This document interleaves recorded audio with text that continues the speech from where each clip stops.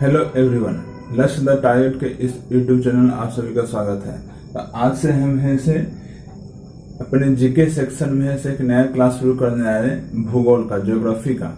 जिसे आज हम पढ़ेंगे भारत का भूगोल। इसके में भारत का हम सामान्य परिचय के बारे में पढ़ेंगे। कुछ इम्पोर्टेंट आप जैसे देख रहे हैं बोर्ड पर ये सारा चीज लिखा हुआ है, ऐसे समझ में आएगा नहीं। इसको हम बारी बारी से सारा चीज को समझाएंगे, जो कि एग्जाम के पॉइंट ऑफ व्यू से इससे कई क्वेश्चन ऐसे निकल करके आते हैं जो एग्जाम में पूछे जाते हैं।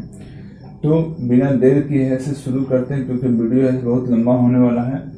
तो इसलिए आपसे बस एक निवेदन यही है कि पूरा वीडियो को जरूर देखेंगे ध्यान से, और उसको 1 से 2 बार देखेंगे। पूरा है से आपको एक बार में से दिमाग में आ जाएगा। छोटे छोटे बहुत सारे पॉइंट है जो कि है से आपको याद हो जाएगा। तो एक बार पूरा वीडियो जरूर देखेंगे। अगर अच्छा लगेगा तो उसको लाइक शेयर जरूर करेंगे और इस चैनल को सब्सक्राइब करेंगे।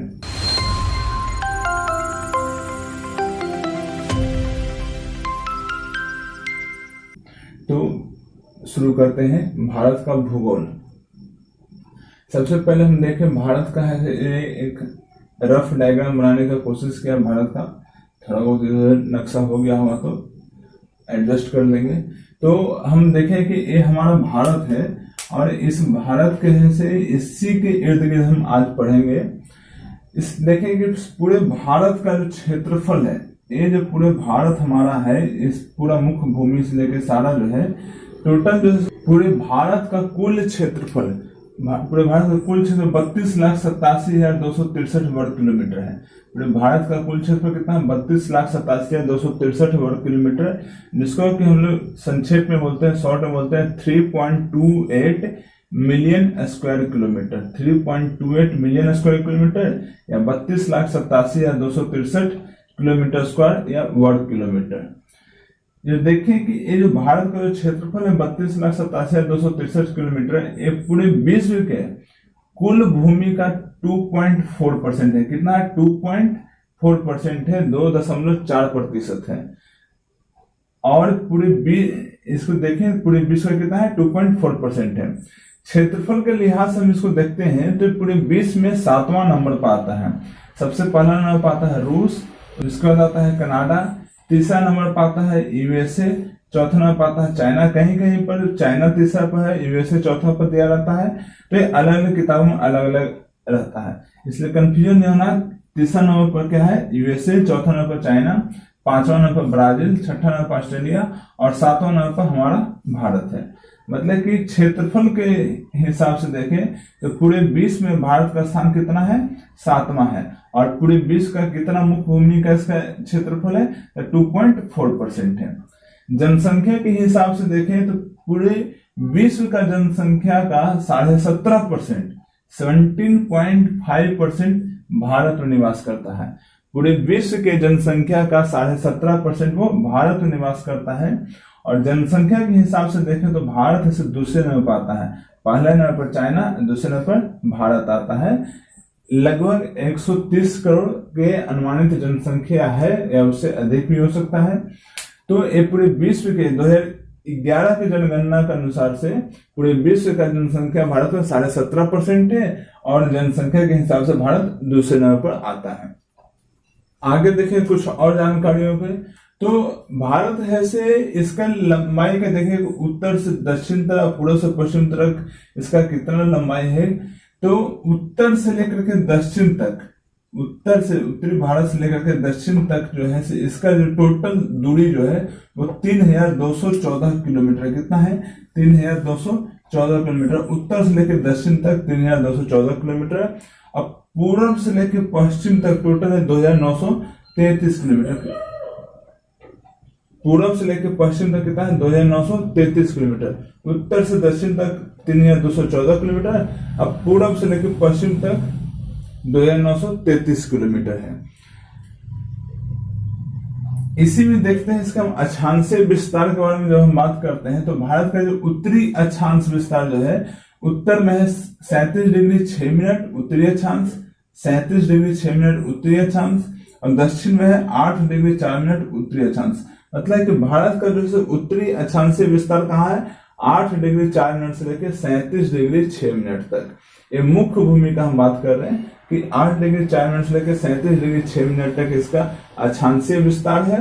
और अगर अंडमान और निकोबार को भी देख लें तो 6 डिग्री 45 मिनट से, इससे भी और नीचे है, 6 डिग्री 45 मिनट से लेकर के 37 डिग्री 6 मिनट तक है।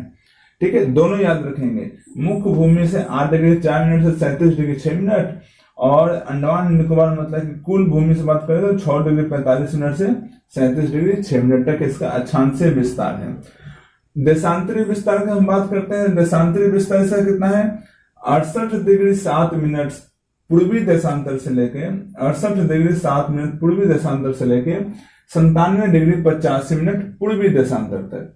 68 डिग्री 7 मिनट पूर्वी देशांतर से 97 डिग्री 25 मिनट पूर्वी देशांतर तक इसके देशांतरीय विस्तार है।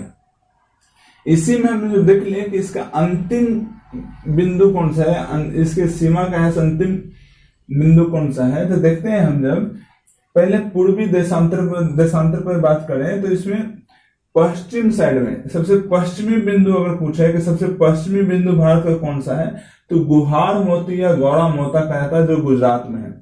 भारत का सबसे पश्चिमी बिंदु कौन सा है, तो गुहार मोती या गौड़ा मोता, जो कहाँ है, गुजरात में है। और सबसे पूर्वी बिंदु की हम बात करते हैं तो किबिथु है। सबसे पूर्वी बिंदु कहाँ है, किबिथु में है, जो कि है से कहाँ है, अरुणाचल प्रदेश में है। सबसे पूर्वी बिंदु किबिथु है जो कि अरुणाचल प्रदेश में है। सबसे पश्चिमी बिंदु कौन है, गुहार मोती या गौड़ा मोता है। सबसे उत्तरी बिंदु का हम बात करते हैं तो सबसे उत्तरी बिंदु जो है से इंदिरा कोल है। कौन है, इंदिरा कोल। सबसे उत्तरी बिंदु इंदिरा कोल है जो सियाचिन में है। और सबसे दक्षिणी बिंदु की बात हम करें तो सबसे दक्षिणी बिंदु हमारा जो है कन्याकुमारी है। कहां पर है, कन्याकुमारी। मुख्य भूमि का हम बात की है। सबसे उत्तरी बिंदु इंदिरा कोल जो सियाचिन में है। सबसे दक्षिणी बिंदु कन्याकुमारी जो तमिलनाडु में है। और अंडमान निकोबार ले लें हम तो कुल भूमि का, तो इंदिरा पॉइंट है जो ग्रेट निकोबार में। कौन सा है, Indira point. Indira point, Indira point है जो कहां पर है, ग्रेट निकोबार में है। अंडमान निकोबार का सबसे दक्षिणी बिंदु है इंदिरा पॉइंट जो ग्रेट निकोबार में है, 6 डिग्री 45 मिनट पे स्थित है। ये हमारा सारा दूरस्थ बिंदु हो गया, मतलब कि अंतिम सीमा पर जो सबसे अंतिम है से कौन सा स्थान है, तो ये सब सारा याद रखना है कि पूर्वी, सबसे पूर्वी बिंदु हो गया किबिथु जो अरुणाचल प्रदेश में। सबसे पश्चिमी बिंदु हो गया आपका गुहार मोती या गौड़ा मोता जो कि गुजरात में है। सबसे उत्तरी बिंदु हो गया इंदिरा कोल जो कि सियाचिन में है। और सबसे दक्षिणी बिंदु हो गया हमारा कन्याकुमारी मुख्य भूमि पर। और ऐसे सबसे दक्षिणी बिंदु हो गया इंदिरा पॉइंट जो ग्रेट निकोबार द्वीप समूह पर है। आगे की हम बात करते हैं तो आगे हम देखते हैं तो भारत के है बीचों बीच एक रेखा होकर गुजरती है जिसे हम लोग कर्क रेखा कहते हैं। भारत के बीचों बीच एक रेखा होकर गुजरती है जिसको कर्क रेखा कहते हैं। कर्क रेखा का अक्षांश विस्तार क्या होता है, 23.5 डिग्री उत्तरी अक्षांश। कितना होता है, 23 डिग्री 30 मिनट, यानी 23.5 डिग्री उत्तरी अक्षांश कर्क रेखा होते हैं जो हमारे भारत के बीचों बीच से होकर गुजरता है, जो कई राज्यों से होकर गुजरता है। तो हम जब देखें कौन कौन राज्यों से होकर गुजरता है कर्क रेखा, तो कुल 8 राज्यों से कर्क रेखा होकर गुजरती है। गुजरात, राजस्थान, यहां से हम लगातार देखेंगे सीरियली इसको पढ़ेंगे तभी हमको याद होगा। गुजरात, राजस्थान, मध्य प्रदेश के बाद छत्तीसगढ़, झारखंड, पश्चिम बंगाल, त्रिपुरा, मिजोरम, कुल 8 राज्यों से होकर के कर्क रेखा गुजरती है। गुजरात, राजस्थान, मध्य प्रदेश, छत्तीसगढ़, झारखंड, पश्चिम बंगाल, त्रिपुरा और मिजोरम, कुल 8 राज्यों से होकर के कर्क रेखा गुजरती है। इसी में हम देखें तो कुछ राज्यों की राजधानियां जो कर्क रेखा के अगल बगल या कर्क रेखा के ऊपर स्थित है, उसे हम देखें तो अहमदाबाद, गुजरात की राजधानी जैसे गांधीनगर है, लेकिन एक अहमदाबाद महत्वपूर्ण शहर है गुजरात में। अहमदाबाद जो है कर्क रेखा के बिल्कुल नीचे, जस्ट नीचे उसके है। एग्जाम में पूछा जा सकता है कि अहमदाबाद कर्क रेखा के ऊपर है कि नीचे है कि कर्क रेखा के ऊपर है। ये भी एग्जाम में पूछा गया क्वेश्चन है कि किस राज्य की राजधानी कर्क रेखा के ऊपर स्थित है। तो झारखंड की राजधानी रांची बिल्कुल कर्क रेखा के ऊपर स्थित है। भोपाल कर्क रेखा से जस्ट नीचे, थोड़ा सा नीचे भोपाल। मध्य प्रदेश की राजधानी भोपाल जो है इसे कर्क रेखा से थोड़ा सा नीचे है, और अगरतला, त्रिपुरा की राजधानी अगरतला कर्क रेखा से थोड़ा सा ऊपर है। उसी प्रकार से अहमदाबाद देखें, गुजरात के एक शहर है अहमदाबाद जो कर्क रेखा से नीचे है। मतलब क्या है कि अहमदाबाद, भोपाल कर्क रेखा से बिल्कुल एकदम जस्ट नीचे है, रांची कर्क रेखा पर उपस्थित है, अगरतला कर्क रेखा जस्ट ऊपर है। तो ये 4 शहरों का या राजधानियों को हम याद करेंगे। ये एग्जाम में क्वेश्चन पूछा जा चुका है कि किस राज्य की राजधानी कर्क रेखा पर स्थित है, वो कौन सा है, रांची है, ये याद रखना है।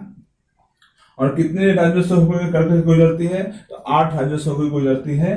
गुजरात, राजस्थान, मध्य प्रदेश, छत्तीसगढ़, झारखंड, पश्चिम बंगाल, त्रिपुरा और मिजोरम, कुल 8 राज्यों से होकर कर्क रेखा गुजरती है। इसी में देखें तो एक और ऐसे रेखा होता है जिसको हम लोग कहते हैं कि मानक समय रेखा। मानक समय रेखा का जो इसका विस्तार हम बात करें तो मानक समय रेखा जो होता है वो ये भी भारत के बीचों बीच से गुजरता है। अगर दोनों साइड इधर से हम देखें, जैसे कर्क रेखा भारत के है से उत्तर दक्षिण के बीच से गुजरती है, उसी प्रकार से मानक रेखा जो होता है, मानक समय रेखा जो है, जिसको हम लोग इंग्लिश बोलते हैं इंडियन स्टैंडर्ड टाइम, जो भारत के पूर्वी और पश्चिम के बीचों बीच से गुजरती है। कहाँ से गुजरती है, तो मानक समय रेखा भारत के पूर्वी और पश्चिम भारत की हम बात करें तो उसके बीचों बीच से गुजरती है। मतलब कितना देशांतर से गुजरती है, तो 82.5 डिग्री पूर्वी देशांतर से गुजरती है। 82 डिग्री 30 मिनट, 82 डिग्री 30 मिनट पूर्वी देशांतर से होकर के भारतीय मानक समय रेखा गुजरती है। इसमें एक है सवाल कई बार एग्जाम पूछा जा चुका है कि भारत का मानक समय रेखा किस जगह पर मौजूद है। वो है हमारा उत्तर प्रदेश के इलाहाबाद जिला के एक स्थान है नैनी। नैनी जो कि इलाहाबाद में है स्थित, जहां पर 82.5 डिग्री के यहाँ पर मानक समय रेखा पर इलाहाबाद में एक नैनी स्थान है, जहां पर से होकर के हमारा भारतीय मानक समय रेखा होकर गुजरती है। और इसी को नैनी के ही जो टाइम होता है उसी को पूरे भारत का टाइम में से मान लिया जाता है। तो ये याद रखना है कि भारत का मानक समय रेखा कहाँ उपस्थित है, तो इलाहाबाद में नैनी पर उपस्थित है। और इसका विस्तार कितना है, तो 82.5 डिग्री पूर्वी देशांतर, ये भी याद रखना, पूर्वी देशांतर, कंफ्यूजन नहीं होना, ये विस्तार है। तो हम मानक समय रेखा की बात करें तो मानक समय रेखा जैसे उत्तर से दक्षिण तक में देखें तो कुल 5 राज्यों से होकर गुजरती है। कितने राज्यों से, कुल 5 राज्यों से होकर गुजरती है। जैसे सबसे ऊपर से लेकर नीचे तक पढ़ें तो सबसे ऊपर हो गया उत्तर प्रदेश, कौन सा हो गया, उत्तर प्रदेश हो गया। उसके नीचे देखें तो मध्य प्रदेश हो गया, उसके नीचे छत्तीसगढ़ हो गया, उड़ीसा हो गया, और सबसे नीचे आंध्र प्रदेश हो गया। देखिए नक्शा ऐसे पूरे दिमाग में ऐसे होना चाहिए, कौन सा राज्य किधर उपस्थित है। जब तो पूरा नक्शा दिमाग में नहीं होगा तो अगर हम इसको अगर सवाल पूछा जाएगा तो कंफ्यूजन हो जाएगा। तो पूरा नक्शा जो दिमाग में हमारा है मौजूद होगा, पूरा छपा हुआ होगा, तो हम निकाल सकते हैं कौन कौन सा राज्य है वहां पर उपस्थित है जिससे होकर गुजर सकता है। तो कौन कौन सा राज्य से मानक समय रेखा गुजरती है, उत्तर प्रदेश, मध्य प्रदेश, छत्तीसगढ़, उड़ीसा और आंध्र प्रदेश। एक कुल 5 राज्यों से होकर मानक समय, भारतीय मानक समय रेखा गुजरती है। तो ये सब हो गया पॉइंट।